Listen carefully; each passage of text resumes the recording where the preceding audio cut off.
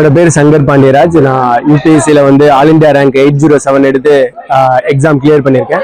நான் தமிழ் வழியில் படித்து இந்த எக்ஸாமை வந்து பார்த்தீங்கன்னா அது மெயின்ஸாக இருக்கட்டும் அண்ட் இன்டர்வியூ ஆகட்டும் எல்லாமே தமிழ் வழியில் படித்து கிளியர் பண்ணேன். அது மட்டும் இல்லாமல் நான் படித்தது எல்லாமே அரசு மேல்நிலைப் பள்ளியில் எம் ரெட்டியப்பட்டின்ற ஒரு கிராமத்தில் அங்கே தான் படித்து கிளியர் பண்ணேன். இந்த ஸ்கூல் கவர்மெண்ட் ஸ்கூலில் தான் நான் படித்தேன். இப்போ கவர்மெண்ட் ஸ்கூலில் படித்து நான் இந்த எக்ஸாம் கிளியர் பண்ணேன். அண்ட் தொலைதூர கல்வி தான் வந்து பார்த்தீங்கன்னா என்னோட டிகிரி வந்து நான் படித்தேன். பிபிஏ தான் படித்தேன் அழகப்பா யூனிவர்சிட்டியில். அப்படி படித்தேன். இந்த எக்ஸாம் கிளியர் பண்ணேன். இந்த எக்ஸாம் வந்து பார்த்தீங்கன்னா ஒரு டஃபஸ்ட் எக்ஸாம். ஸோ எனக்கு வந்து பார்த்தீங்கன்னா ஐஆர்எஸ் கிடைக்கிற மாதிரி இருக்கு. இப்போ நான் வந்து பார்த்தீங்கன்னா என்னோட கிராமத்துக்கு வந்து என்னோட கிராமத்தில் நான் படித்த அந்த பள்ளிக்கூடத்துக்கு வந்து பார்த்தீங்க அப்படின்னா அங்கே வந்து என்னோட பள்ளிக்கூடத்தில் என்னோட வெற்றியை அவங்க கூட ஷேர் பண்ணிக்கிட்டதும் என்னோட வெற்றியா இல்லாமல் இது அவங்க வெற்றியா அவங்க கிட்ட நான் வந்து என்னோட பாராட்டை அவங்க மூலமாக கேட்டுக்கிட்டதும் எனக்கு ரொம்ப சந்தோஷமா இருந்துச்சு.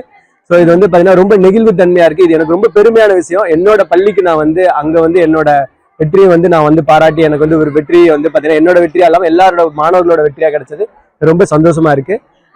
அவங்களுக்கு வந்து பார்த்தீங்கன்னா நம்மளோட கிராமப்புற மாணவர்கள் வந்து நான் முதல்வன் திட்டம் மூலமா இப்போ வந்து பார்த்தீங்கன்னா மிகப்பெரிய ஒரு பதவி அடைய முடியும் அப்படின்றது நான் ஒரு எடுத்துக்காட்டா அமைஞ்சிருக்கேன். ஸோ அது மாதிரி இந்த காம்படிட்டிவ் எக்ஸாம் ஃபீல்டுக்குள்ள வர எல்லாருக்குமே வந்து பார்த்தீங்கன்னா நான் முதல்வன் திட்டம் ரொம்ப ஹெல்ப்ஃபுல்லா இருக்கு. ஸோ அதை வந்து பயன்படுத்தி வாங்க, உங்களால முடியும், கிராமப்புறத்துல பிறந்துட்டோம் அப்படின்ட்டு நீங்க வந்து பினான்சியலா வந்து பின்தங்கி இருக்க வேண்டிய அவசியம் கிடையாது. அரசாங்கம் வந்து உங்களுக்கு எல்லா விதமான உதவிகளும் வந்து பண்ணுது. அதற்கான சரியான இடத்த போய் சேர்ந்தீங்க அப்படின்னா சரியான வழிகாட்டுதல் மட்டும்தான் தேவை. அந்த சரியான வழிகாட்டுதலுக்காக தான் வந்து பாத்தீங்கன்னா நான் வந்து இந்த கிராமம் என்னோட படித்த பள்ளிக்கு மட்டும் இல்லாம மற்ற கிராமப்புற பள்ளிகளுக்கும் வந்து அரசு பள்ளிகளுக்காக தேடி போய் அந்த தகவல்களை நான் சொல்லிக்கிட்டு இருக்கேன். ஸோ இதை வந்து ரொம்ப ஒரு பெருமையான ஒரு நிகழ்வாகவும் ஒரு மகிழ்ச்சியான தருணமாகவும் இந்த நெகிழ்ச்சியான தருணமாகவும் வந்து பார்த்தீங்கன்னா உங்ககிட்ட ஷேர் பண்ணிக்கிறேன். இப்ப இருக்கிற மாணவர்கள் வந்து பாத்தீங்க அப்படின்னா வாட்ஸ்அப் யூனிவர்சிட்டி அப்படின்னு சொல்லக்கூடிய ஒரு தவறான ஒரு வழிகாட்டுதல்ல போய்கிட்டு இருக்காங்க. வாட்ஸ்அப் யூனிவர்சிட்டினாலே தவறான பொய் செய்திகளை சேர்க்கக்கூடிய ஒரு இடமா இருக்கு, சரிங்களா? ஸோ வாட்ஸ்அப் யூனிவர்சிட்டி அப்படின்னா இன்ஸ்டாகிராம், சோசியல் மீடியால இருக்கிற இன்ஸ்டாகிராம், வாட்ஸ்அப், இது ஃபேஸ்புக்கு, ஸோ இந்த இருக்க த்ரெட், இதுல இருக்கிற தகவல்கள் எல்லாமே 99% பொய்யாதான் இருக்கு. அதை வந்து முக்கியமா தவிர்க்கணும். அது ரொம்ப டிஸ்ட்ராக்ட் பண்ணுது, தவறான பாதையில வந்து பாத்தீங்கன்னா குழந்தைகளை வழி நடத்துது. ஸோ அதை வந்து எல்லா குழந்தைகளும் உணர்ந்துக்கணும்.